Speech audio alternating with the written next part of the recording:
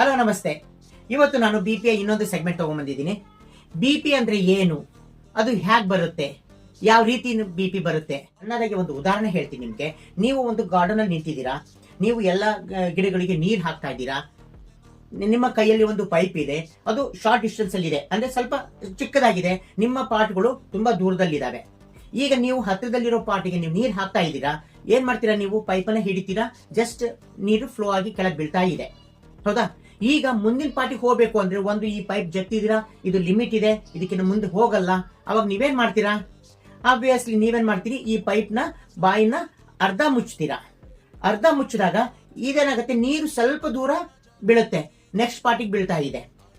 ಈಗ ಇನ್ನೂ ಸ್ವಲ್ಪ ದೂರ ಹೋಗ್ಬೇಕು ಅಂದ್ರೆ ನೀವೇನ್ ಮಾಡ್ಬೇಕು, ಈ ಡಯಾಮೀಟರ್ ನ ಇನ್ನೂ ಸ್ವಲ್ಪ ಸಣ್ಣದ್ ಮಾಡ್ಬೇಕು. ಸಣ್ಣದ್ ಮಾಡಿದೀರಾ ಅಂದ್ರೆ ಇಲ್ಲಿ ನೀವು ಪ್ರೆಷರ್ ಕ್ರಿಯೇಟ್ ಮಾಡ್ತಾ ಇದ್ದೀರಾ, ನಿಮ್ಮ ನೀರು ಸ್ಪೀಡ್ ಆಗಿ ಹೋಗಿ ಬೀಳ್ತಾ ಇದೆ. ಇಷ್ಟೇ ಸಿಂಪಲ್ ಆಗಿದೆ. ನಮ್ಮ ದೇಹದಲ್ಲೂ ಸಹ ಎಲ್ಲಾ ಆರ್ಗನ್ಸ್ಗಳಿಗೆ ರಕ್ತನಾಳಗಳಿಂದ ಫುಡ್ ಹೋಗ್ತಾ ಇರುತ್ತೆ.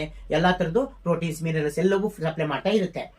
ಈಗ ನಮ್ಮ ದೇಹದ ರಕ್ತನಾಳಗಳಲ್ಲಿ ಫ್ಯಾಟ್ ಅಕ್ಯುಮುಲೇಷನ್ ಆಯ್ತು. ಫ್ಯಾಟ್ ಅಕ್ಯುಮುಲೇಷನ್ ಆದ್ರೆ ಪ್ರೆಷರ್ ಕ್ರಿಯೇಟ್ ಆಗುತ್ತೆ. ಈ ಪ್ರೆಷರ್ಗೆ ನಾವು ಬಿಪಿ ಅಂತ ಹೇಳ್ತೀವಿ.